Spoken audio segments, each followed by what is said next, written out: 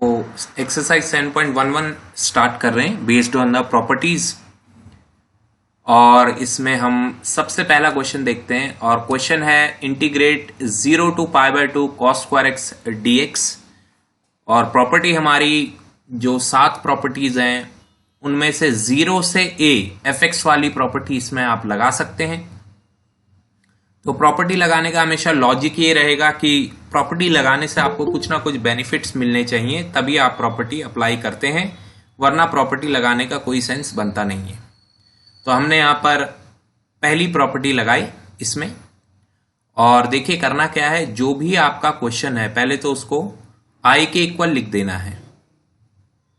तो सबसे पहले क्वेश्चन को i के इक्वल लिखना है, थोड़ा सा ही मिस हो गया। ओके, तो क्वेश्चन को i के इक्वल लिख लेना है, i is equal to 0 to π/2 cos square x. और इसमें अब प्रॉपर्टी 1 लगा दी है हमने। तो प्रॉपर्टी 1 कहती है कि अब देखो ऐसे ही आपको पूरी प्रॉपर्टी लिखनी है, ऐसा पेपर में नहीं लिखना कि प्रॉपर्टी 1 लगी या प्रॉपर्टी 2 लगी, पूरा प्रॉपर्टी लिख के दिखाना है। तो जहां पर x है उस x की जगह हमको a माइनस एक्स लिखना होता है। तो जहां पर x है उसकी जगह मैं लिख दूंगा π/2 माइनस एक्स। और देखो हम 2 स्टेप आगे की सोचते हैं कि क्या होगा। तो जब मैं यहाँ पे प्रॉपर्टी 1 लगाऊंगा और यहाँ अभी तो दिख रहा है आपको, पर जब हम करते हैं क्वेश्चन तो 2 स्टेप आगे की सोचते हैं। तो अगले स्टेप में होगा x की जगह π/2 माइनस एक्स, और उसके अगले स्टेप में क्या होगा, उसके अगले स्टेप में होगा cos स्क्वायर साइन स्क्वायर बन जाएगा। तो वो साइन स्क्वायर बन जाएगा और हम इसको और इसको ऐड करेंगे तो लेफ्ट में तो i प्लस i 2i बन जाएगा, और राइट में साइन स्क्वायर एक्स और cos स्क्वायर एक्स जब ऐड होंगे तो 1 बन जाएगा, और आपकी सारी समस्या सॉल्व हो जाएगी। Sine square plus cos square हो गया 1, और 1 का इंटीग्रेशन होता है x, और उस पर आप लिमिट्स लगा सकते हैं 0 से π/2, upper value minus lower value. तो 2i इज इक्वल टू π/2 और 2 अपॉन में आएगा i इज इक्वल टू π/4। तो आपको देखो कितना बेनिफिट हुआ प्रॉपर्टी लगाने से। करने को तो हम इसको सिंपल भी कर सकते थे कि cos स्क्वायर को लिख दिया 1 प्लस cos 2x/2 और फिर सिंपल उसको इंटीग्रेट कर दिया, उसमें भी कोई प्रॉब्लम नहीं है, वो तो हमारा है ही ट्रेडिशनल मेथड। पर देखिए ऐसे कितना सिंपल हो गया। तो cos स्क्वायर पे जब हमने प्रॉपर्टी 1 लगाई, x की जगह हमने π/2 माइनस एक्स लिखा, तो cos स्क्वायर कन्वर्ट हो गया साइन स्क्वायर में, cos 90 minus x sine x. अब दोनों को ऐड किया तो राइट साइड में cos square plus sine square is 1, and left side में i plus i is 2i, and 1 का integration is x from 0 to π/2। So upper value minus lower value, so π/2 minus 0, that is π/2. And taking 2 at the denominator, so i is equal to π/4. So whenever we are learning these properties and their applications, we are always telling students that the question can be done without properties also, most of the times, हमेशा नहीं, most of the times. But property सीखने का कारण ये है कि हमारा जो क्वेश्चन करने का तरीका है वो ज्यादा सरल हो जाता है, जैसे इस केस में हो, और कई केसेस में आप डायरेक्ट कर ही नहीं सकते, उसमें प्रॉपर्टी से ही होता है। So now this is question number 2, and a similar question we have done already, जहां पर यहाँ पर साइन की पावर एग्जाम्पल में देखा था, साइन की पावर शायद कुछ थी 2, 3 कुछ ऐसी थी, यहाँ पर भी कुछ तो पावर थी। तो यहाँ पर कोई भी पावर n हो, इस केस में रूट है, तो आपको प्रॉपर्टी 1 ही लगाना है। तो प्रॉपर्टी 1 इस पे जब हम लगाएंगे 0 to a वाली प्रॉपर्टी, तो x की जगह 90 माइनस एक्स लिखेंगे। 2 स्टेप आगे का सोचिए, देखिए क्या होगा। x की जगह 90 माइनस एक्स लिखेंगे, यहाँ भी 90 माइनस एक्स, यहाँ भी 90 माइनस एक्स। तो ऊपर बन जाएगा cos और नीचे बन जाएगा cos और sin, और डिनोमिनेटर सेम है। और फिर जब दोनों को आप ऐड करोगे तो लेफ्ट में i 2i हो जाएगा, और राइट में ऊपर root sine plus root cos, और नीचे भी root sine plus root cos, cut जाएगा, 1 आ जाएगा। तो यही हमारा प्लान है। तो देखिए हमने प्रॉपर्टी लगाई, जो हमने कहा वही हुआ, फिर ऐड कर दिया, तो राइट साइड में 1 बन गया, 1 का इंटीग्रेशन x हो गया, और 0 से लेकर π/2 तक जब इसको इंटीग्रेट करेंगे तो लिमिट पुट करेंगे तो x की जगह π/2 minus 0, and then i is π/4 again. तो आपने देखा कि अगर हम 2-3 स्टेप आगे का सोच सकते हैं तो काफी आसान है। ये भी सिमिलर ही क्वेश्चन है, इसमें भी कुछ खास नहीं है। सेम प्रॉपर्टी 1 लगेगी, तो ऊपर साइन 90 माइनस एक्स कॉस आ जाएगा, नीचे भी कॉस आ जाएगा, साइन आ जाएगा, ऑब्वियसली पावर 3/2 भी रहेगी, और जब उनको ऐड करेंगे तो फिर से 1 बनेगा, और फिर से 1 बनेगा, और फिर से वही प्रोसीजर रिपीट होगा। और सेम ही क्वेश्चन नंबर 4 में है। तो कहने का मतलब है कि पावर कुछ भी है, उससे फर्क नहीं पड़ता है, पावर कुछ भी हो सकती है। तो फिर यहाँ पर फिर से cos 90 माइनस एक साइन बनेगा, इधर cos बनेगा, इधर साइन बनेगा, और फिर ऐड करेंगे और फिर 1 आएगा, और मतलब वही प्रोसेस बार बार आपको दिख रहा है कि वही प्रोसेस बार बार रिपीट हो रहा है। तो ऐसा नहीं है कि आपको 4 क्वेश्चन दिए हैं, आपको एक ही क्वेश्चन दिया है, 4 अलग अलग तरीकों से पूछा गया है वो क्वेश्चन। तो आपको बस एक बार टेक्निक समझ में आ गई और आपको हैबिट हो गई 3-4 स्टेप तक आगे सोचने की, तो आपका काम बेहद ही आसान हो जाता है। तो क्वेश्चन नंबर 5 अभी हम देख रहे हैं, मॉडुलस वाला क्वेश्चन है, और मॉडुलस वाले क्वेश्चन के बारे में हम पहले ही बात कर चुके हैं पिछले लेसन में, कि मॉडुलस वाले क्वेश्चन में वो ए से सी, सी से बी वाला प्रोसेस आपको करना है। तो प्रोसेस ये है कि जो मॉडुलस के अंदर वाली टर्म है उसको इक्वल टू 0 रख लीजिए और वहां से x की वैल्यू निकाल लीजिए। तो x की वैल्यू आ गई -2, और जो आपको लिमिट्स दी गई है, यानी कि जो आपका इंटीग्रेशन का बाउंड है, बाउंड मतलब जहां से जहां तक आपको करना है, लोअर लिमिट और अपर लिमिट, और ये जो x की वैल्यू आपने निकाली है वो उसके बीच में कहीं पर आती है 100%। और फिर देख लीजिए -5 से -2 तक अगर कोई भी नंबर ले लिया जाए, -3, -4 या कोई भी, और इसमें पुट किया जाए x+2 में, तो वो नेगेटिव आएगा या पॉजिटिव आएगा, ये आपको देखना है। तो अगर मैं x+2 में -3 पुट करता हूं, लेटस से x की वैल्यू, तो -3 + 2 इज -1, सो ये नेगेटिव आ रहा है, तो यहाँ पे नेगेटिव लगा देंगे, एंड ऑब्वियसली यहाँ पॉजिटिव ही आएगा, वो आप चाहे तो चेक भी कर सकते हैं। ठीक है, तो हमें ये पता चला कि ये जो दिया गया क्वेश्चन है ये -5 से लेकर -2 तक तो नेगेटिव है। तो हमको पता है मॉडुलस को इंटीग्रेट नहीं कर सकते, हम मॉडुलस का साइन हटाएंगे और उसकी जगह नेगेटिव लगा देंगे। ये कल भी हमने डिस्कस किया कि जहां नेगेटिव है वहां नेगेटिव ही लगा दीजिए, और जिस पोर्शन में वो पॉजिटिव उधर पॉजिटिव ही लगा दीजिए, और फिर आपका काम इजीली हो जाएगा। तो ये प्रॉपर्टी मतलब कहना चाहिए कि सबसे आसान प्रॉपर्टी है समझने में और अप्लाई करने में, क्योंकि आपको दिख जाता है अच्छा मॉडुलस क्वेश्चन है, चलो यहाँ ये प्रॉपर्टी लगा दो, एक जगह पे वो नेगेटिव होगा, एक जगह पे पॉजिटिव होगा, और फिर इसके बाद की कहानी तो बहुत ही सिंपल है, इसके बाद समझाने को कुछ बचा नहीं है। x का इंटीग्रेशन x²/2, 2 का इंटीग्रेशन 2x, और उस पर ही लिमिट लगेगी।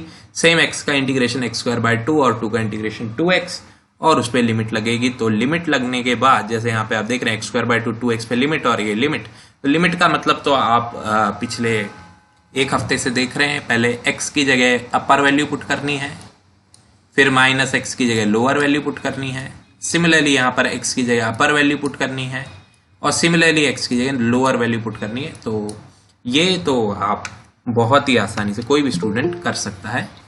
तो इसको हम ज़्यादा एक्सटेंड नहीं करते हैं इस बात को, और अगले क्वेश्चन की तरफ बढ़ जाते हैं। क्वेश्चन नंबर 6 सिमिलर क्वेश्चन है।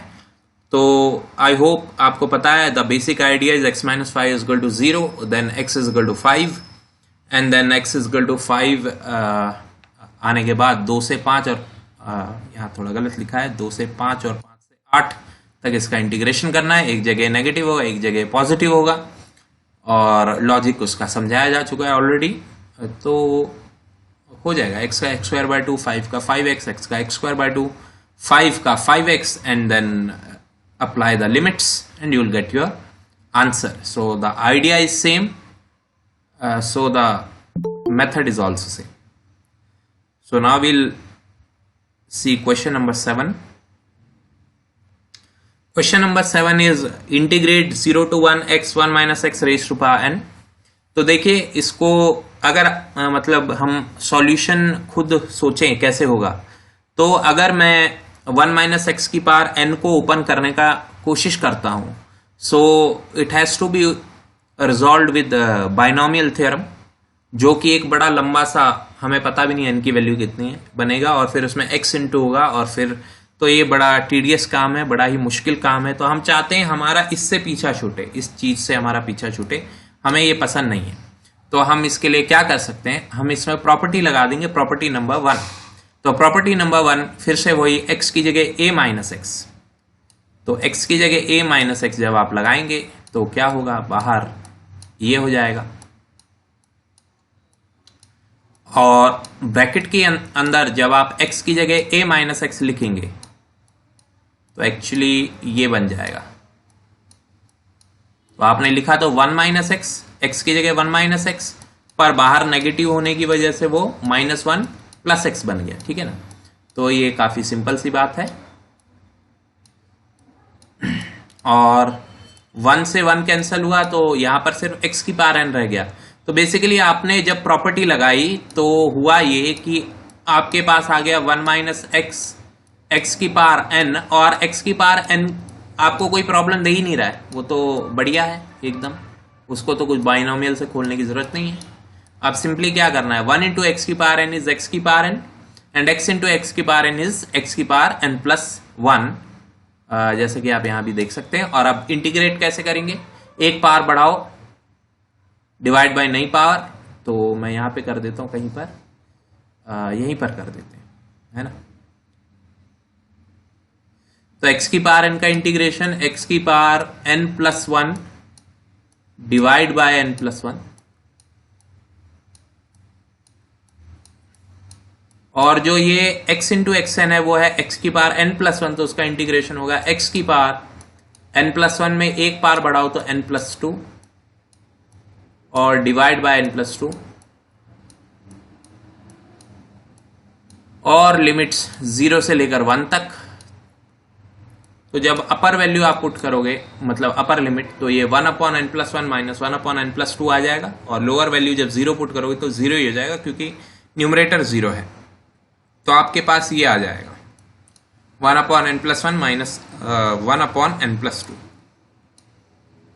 और इसमें एलसीएम ले लो n plus 2 minus n plus 1। बाकी का काम वो इंपॉर्टेंट नहीं है समझाना, क्योंकि वो तो पता ही है आपको। मेन बात है कि इधर से हम इधर तक कैसे पहुंच गए। इसकी पावर 1 माइनस एक्सन जो हमारे लिए एक बहुत बड़ी समस्या थी, उसको हमने किस तरीके से हटाया, प्रॉपर्टी अप्लाई करके, ठीक है। तो प्रॉपर्टी 1 का ही कमाल है कि हट गया। अदरवाइज इसको करने का ये अल्टरनेटिव सॉल्यूशन होता कि हम 1 माइनस एक्स को टी पुट कर देते। तो 1 माइनस एक्स को अगर आप टी पुट करते तो एक्स की वैल्यू क्या आती, यहां से बेसिक मैथ्स लगाकर एक्स की वैल्यू 1 माइनस टी आ जाती। तो जहां पर एक्स है वहां पर 1 माइनस टी, और जहां पर 1 माइनस एक्स है वहां पर टी और टी की पावर n, तो यहाँ 1 माइनस एक्स की जगह टी की पावर n। और इसमें फिर दिक्कतें बहुत सारी हैं, क्योंकि अभी dx dt भी करना है, तो 1 का डेरिवेटिव 0, और यहाँ पर minus dx is equal to dt, यानी dx is equal to minus dt हो जाएगा, और फिर लिमिट भी चेंज करनी है। तो ये सारी चीजें, x की जगह 0 पुट करोगे तो t की वैल्यू आ जाएगी, x की जगह 0 पुट करोगे तो t की वैल्यू आ जाएगी 1, और x की जगह 1 पुट करोगे तो t की वैल्यू आ जाएगी 0। बेसिक्स कर रहे हैं जो हमने पहले ऑलरेडी सीख लिया है। और अच्छा यहीं लगा देते हैं 1 0, और आगे negative dx equal to minus dt, इसलिए नेगेटिव लगाया। और अब इसको आप सेम प्रोसेस से कर सकते हैं, tn माइनस टी की पावर n प्लस 1, और फिर उसको इंटीग्रेट करके आपका आंसर सेम आएगा। तो आपने देखा प्रॉपर्टी से भी हो सकता था, बिना प्रॉपर्टी से भी हो सकता था, बट प्रॉपर्टी से काफी सारी झंझटें नहीं करनी पड़ी हमको। और क्वेश्चन नंबर 8 को मार्क कर लीजिए अपनी कॉपी में, क्यों, one of the best questions है एक्सरसाइज का, पेपर में भी अच्छा खासा पूछा जाता है। तो प्रॉपर्टी तो आपको देखते ही पता चलेगी कि 0 से a है, 0 से π/4 log 1 plus ten x dx है। तो जब हम पहली प्रॉपर्टी लगाएंगे, थोड़ा मेंटल वर्क करते हैं, क्या होगा। अब ऐसे तो दिख ही रहा है आपको। तो x की जगह जब आप π/4 माइनस एक्स लिखेंगे, जैसे कि आपको यहाँ पे दिख रहा है पहली प्रॉपर्टी लगाने के बाद, तो ये होगा tan a minus tan b upon 1 plus tan a tan b, tan a minus tan b upon 1 plus tan a tan b। और tan π/4 1 होता है, तो यहाँ 1 दिख रहा है आपको माइनस tan x, और नीचे यहाँ पर भी 1 प्लस tan π/4 1 होता है, सो 1 इंटू tan x आपको tan x दिख रहा है। तो आप यहां से यहां तक तो सोच सकते हैं, उसके आगे नहीं सोच सकते, ज्यादा डीप थिंकिंग हो जाएगी, उतना डीप हम नहीं सोच सकते, 2-3 स्टेप तक ही सोच सकते हैं। पर अब एक बार आप यहां तक पहुंच गए तो अब आपको एक नेचुरल सा स्टेप करना है, जो कि मेमोराइज करने की जरूरत नहीं है, कि अंदर एलसीएम आपको ले लेना है। तो ऊपर आएगा 1 प्लस tan x और फिर प्लस 1 माइनस tan x, तो न्यूमरेटर में ये बन रहा है, और नीचे 1 प्लस tan x लॉग के अंदर। ठीक है। तो ऊपर 10 से 10 कटेगा और 1 + 1 2 आ जाएगा, 2/1 + 10x लॉग के अंदर। तो सब मॉडुलस के अंदर ही है। Log a by b, log a by b होता है log a minus log b। और कल भी देखा था log 2 का इंटीग्रेशन तो कांस्टेंट है log 2, तो log 2 का इंटीग्रेशन log 2 इंटू एक्स हो गया। तो ये तो कोई हमारे लिए इश्यू नहीं है, और ये चीज एक्चुअली आपका क्वेश्चन ही बन के आ जाता है।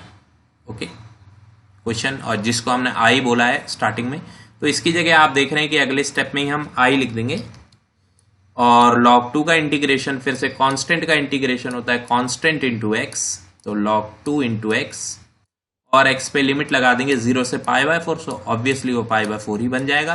कल की क्लास में भी हमने इसको डिस्कस किया था, और इसलिए आंसर आप देख रहे हैं π/4 log 2, और 2i लेफ्ट में है। क्यों 2i हो गया? ये माइनस आई जो था इसको लेफ्ट में उठा के भेजा, तो माइनस आई उधर जाके प्लस हो गया। 2i = π/4 log 2, π/4 log 2 तो यहाँ से आ ही जाएगा, और फिर इस 2 को अपॉन में भेज देंगे, तो ये आपको आंसर मिल जाएगा। One of the best questions. कोई डाउट है तो पूछिए बेटा, कोई डाउट है तो। सर ये वाला फिर से एक्सप्लेन कर दीजिए। हाँ, सुना नहीं मैंने, क्या बोला आपने?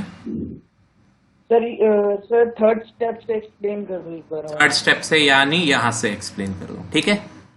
Yes sir. ओके, सो 10 π/4 1 है, 10x as it is, 1 as it is, 10 π/4 फिर से 1 है, 1 × 10x इज 10x। एलसीएम लेंगे, ये 1 + 10x इधर जाएगा मल्टीप्लाई होने, तो 1 + 10x, और ऊपर यहां पर पहले से ही 1 - 10x भी है, ऊपर 1 - 10x, और नीचे 1 + 10x पहले से है एलसीएम लेने के बाद डिनोमिनेटर, और ऊपर 10x से 10x कट गया, और ऊपर बच गया 1 + 1 2, तो आपको ये 2 दिख रहा है, और नीचे 1 + 10x दिख रहा है। फिर log a बाय b हो जाएगा, log a minus log b, basic rule log का। फिर ये जो टर्म है ये पूरी टर्म i के बराबर है, क्योंकि ये ओरिजिनल क्वेश्चन है, जो पूछा गया था आपसे वही आ गया है, तो ये आपका i हो जाएगा। इसलिए आपको यहाँ पर जो अगला स्टेप है वहां पर दिख रहा है कि ये चीज i हो गई है। और ये log 2 का इंटीग्रेशन होता है log 2 इंटू एक्स, क्योंकि log 2 कांस्टेंट है, तो कांस्टेंट का कांस्टेंट इंटू एक्स हो जाएगा। तो आपको यहाँ दिख रहा होगा log 2 इंटू एक्स, और ये माइनस आई को इधर भेजा तो 2i हो गया, क्योंकि एक i पहले से था, i 2i। और x पे जब आप लिमिट लगाएंगे π/4 से 0, तो π/4 ही रहेगा, क्योंकि 0 से तो पूरा 0 बन जाएगा। सो 2i = π/4 log 2 and i = π/8 log 2। तो इस तरीके से आपका आंसर आएगा। अभी भी कोई डाउट है तो आप एक बार फिर से पूछ सकते हैं। सर हो गया, समझ आ गया। हाँ, समझ आ गया। और किसी को कुछ पूछना है तो पूछ सकते हैं, नहीं तो हम आगे बढ़ते हैं। अब थोड़ा सा इंटेंसिटी बढ़ेगी क्वेश्चंस की, इसलिए मैं भी आपसे बार बार पूछूंगा डाउट है कि नहीं। वैसे सॉल्यूशन 9 काफी कुछ आपको एक क्वेश्चन की याद दिलाएगा। पहले इस पे थिंकिंग प्रोसेस करते हैं कि इसमें है क्या। तो बात यह है कि मुझे इसको इंटीग्रेट करना है, और मेरे लिए समस्या है कि √2 - x मुझे दिक्कत दे रहा है, तो क्या करें। तो ऐसा क्वेश्चन हमने आज देखा है, कहाँ देखा है दिखा देते हैं। ये देखिए 7th क्वेश्चन, क्या दिक्कत दे रहा था आपको? 1 - x की पावर n। तो हमने क्या प्रोसेस किया था? 2 तरीके बताए थे, 2 में से कोई भी लगाओ, ठीक है। यहां पर इस क्वेश्चन में भी कुछ ऐसा ही है। अब यहां पर पावर n है, और इस केस में जो पावर है इसकी वो हाफ है, 2 - x की पावर हाफ है। तो प्रोसेस सेम ही है। हम इससे पीछा छुड़ाना चाहते हैं, और पीछा छुड़ाने के लिए हम इस पे प्रॉपर्टी नंबर 1 लगाएंगे। और प्रॉपर्टी 1 क्या कहती है? प्रॉपर्टी 1 कहती है कि जहां पर x है वहां पर a - x लिख लीजिए।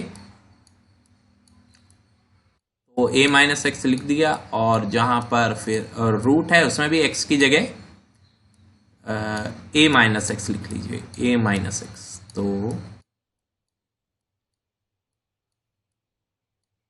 बार मैं चेक कर लेता हूँ क्लियर है कि नहीं, दिख रहा है? हाँ, दिख रहा है। तो 2 से 2 कैंसिल हो जाएगा, -x से -x कैंसिल हो जाए, माइनस से माइनस कैंसिल हो जाएगा, x आ जाएगा। तो यहां पर आएगा 0 से 2 और 2 - x और √x। और पिछले क्वेश्चन 7वें क्वेश्चन की हेल्प लेते हुए 2 इंटू रूट एक्स और minus x into root x, है कि नहीं? तो 2 इंटू रूट एक्स का मतलब है, रूट एक्स मतलब एक्स की पावर आधी है, तो 2 इंटू रूट एक्स यानी 2 इंटू एक्स की पावर आधी। और x into root x, x को जब रूट एक्स से इंटू करोगे तो यहाँ x की पावर 1 है और यहाँ x की पावर आधी है। अब ये दोनों टर्म मल्टीप्लाई हो रही हैं तो क्या होगा, पावर के साथ पावर ऐड हो जाएगी। तो एक पावर 1 और एक पावर आधी जब ये ऐड हो जाएंगे तो बन जाएगी पावर 3/2। तो x की पावर बन जाएगी 3/2।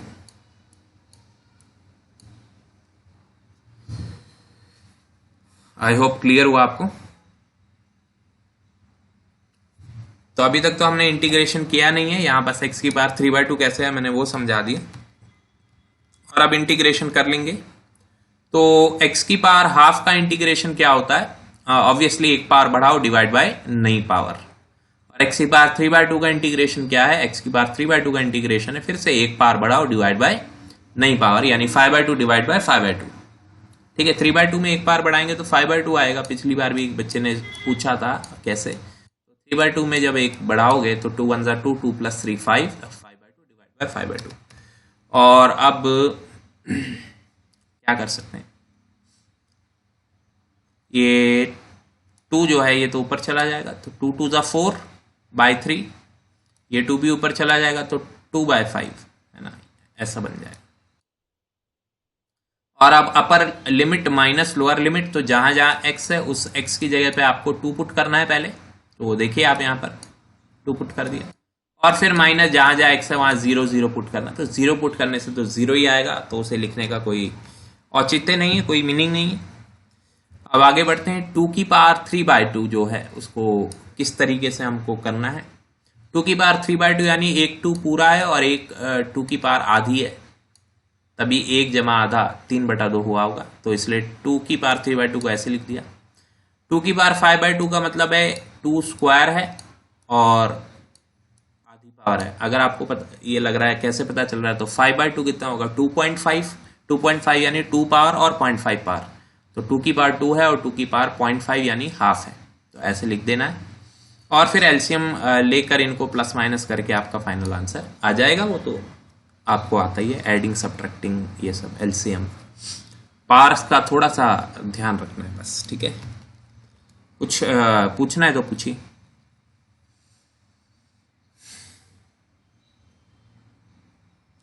कुछ पूछना है तो पूछिए बेटे।